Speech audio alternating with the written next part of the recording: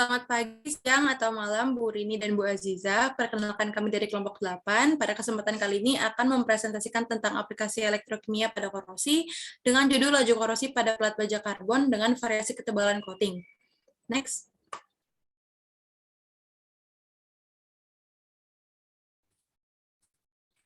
Sebelumnya, izinkan kami memperkenalkan anggota kelompok kami terlebih dahulu. Kelompok kami adalah kelompok 8 dan terdiri dari Laila Nilasari, Kezi Zaita Karina, Lutfiah, dan juga Hasna Fitriasih. Next.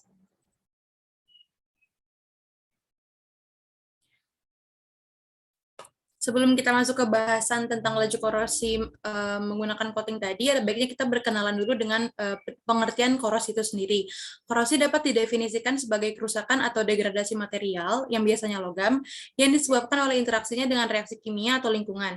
Korosi adalah fenomena alam yang tidak lagi asing bagi kita, dan secara sederhana, proses korosi merupakan kebalikan dari proses ekstraksi. Next.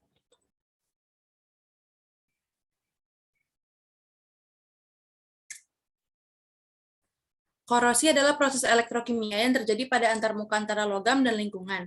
Dan untuk korosi terjadi secara alami, terdapat 3 kondisi yang harus dipenuhi, diantaranya 2 area pada suatu atau 2 struktur harus berbeda potensial listriknya. Dan daerah-daerah tersebut yang disebut sebagai anoda dan katoda harus saling berhubungan secara elektrik. Dan area tersebut harus terkena elektrolit, yang umumnya pada alam berupa tanah atau air. Next.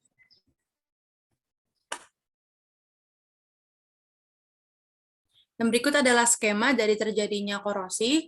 Sebagai contoh, di sini adalah baja yang diletakkan di dalam air.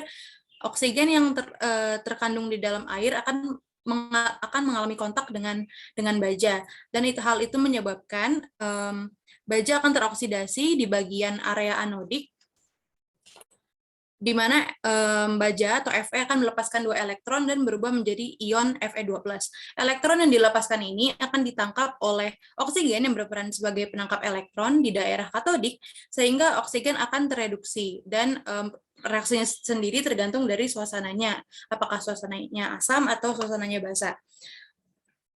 Lalu ion Fe2+ yang tadi dilepaskan akan terus teroksidasi menjadi Fe3+ dan membentuk besi hidroksida. Dan besi hidroksida inilah yang berperan sebagai korosi atau rust. Next.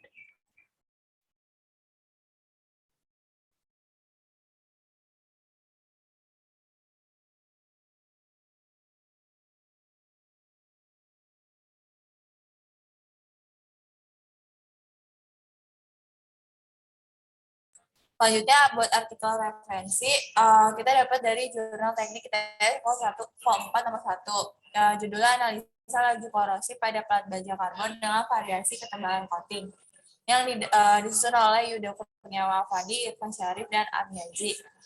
Analisis ini pada artikel ini dilakukan dengan menggunakan coating berupa liquid coating.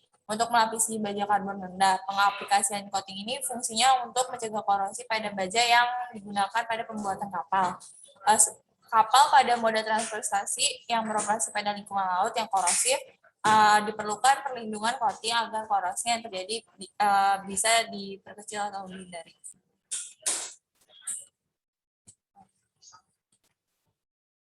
Berikut diagram Purbeck-nya, yaitu ada kondisi saat percobaan suhu 25 derajat Celcius pada pH 3,22 dan potensial minus 500 mV hingga minus 100 mV.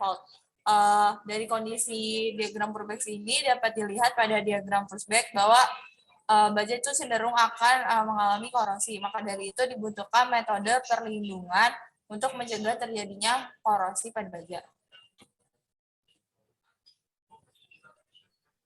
Oke, selanjutnya ada metode perlindungan korosi. Nah, metode yang kita gunakan untuk mencegah korosi yaitu coating. Nah, jenis coating yang digunakan adalah liquid coating. Coating ini diaplikasikan pada permukaan luar untuk melindungi logam dari korosi. Lalu, organic coating dapat memproteksi logam dengan cara membentuk lapisan barrier untuk menghindari kontak logam dengan oksigen secara langsung. Namun, barrier ini sendiri terbentuk dari lapisan coating yang memiliki sifat terbatas karena organic coating memiliki sifat permeable terhadap air dan oksigen. Next.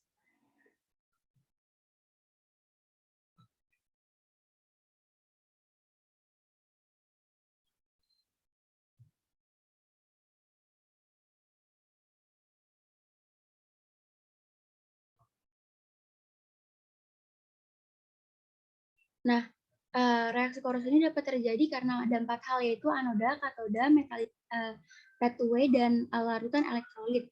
Di mana setelah keempat itu sudah ada, maka reaksi korosi yang akan terjadi pada anoda yaitu 4Fe menjadi 4Fe2+ ditambah 8 elektron, katodanya yaitu 4H2O ditambah 2O2 ditambah 8 elektron menjadi 8OH.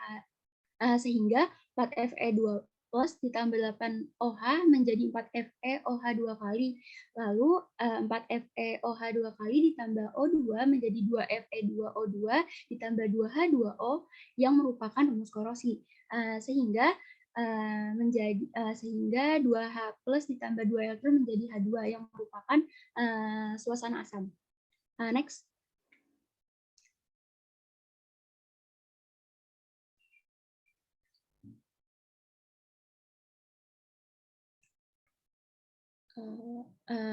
Lalu metodologi yang kita gunakan itu ada 2, yaitu blasting dan coating.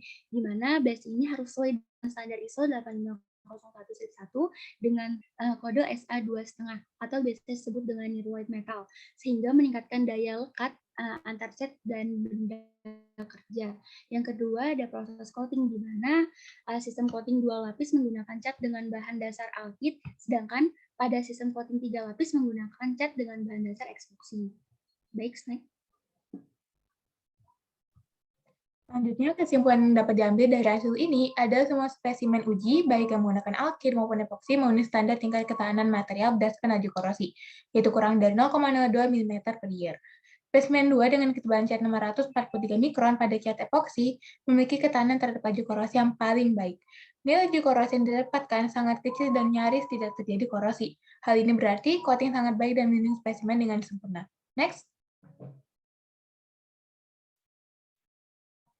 Namun, pada spesimen B dengan ketebalan cat 248 mikron dan pada spesimen 1 dengan ketebalan cat 971 mikron, meskipun sudah memenuhi standar, laju korosi yang terjadi justru lebih besar.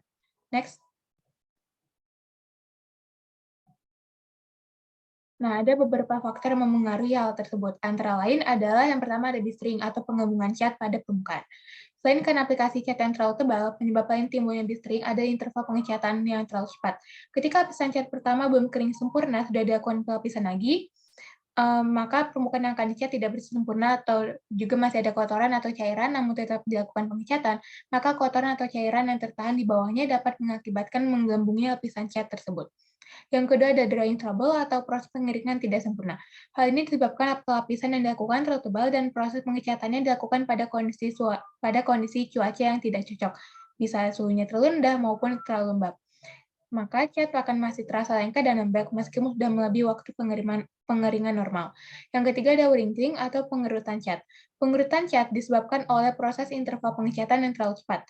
Ketika lapisan cat yang pertama belum kering sempurna, sudah dilakukan pengecatan lagi, maka akan terjadi penarikan yang menyebabkan cat tersebut mengerut ketika kering. Next.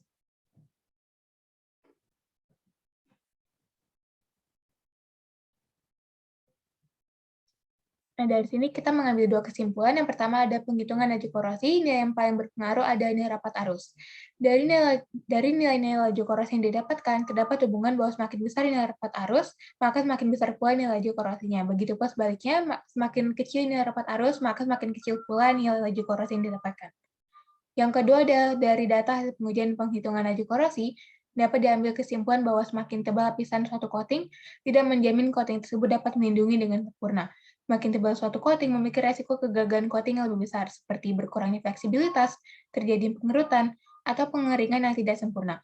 Maka dari itu, rekomendasi manufaktur untuk ketebalan lapisan suatu coating harus selalu diikuti. Next. Berikut ini adalah 3 referensi yang kami ambil dalam pengerjaan PPT ini. Sekian dari kelompok 8 dan terima kasih.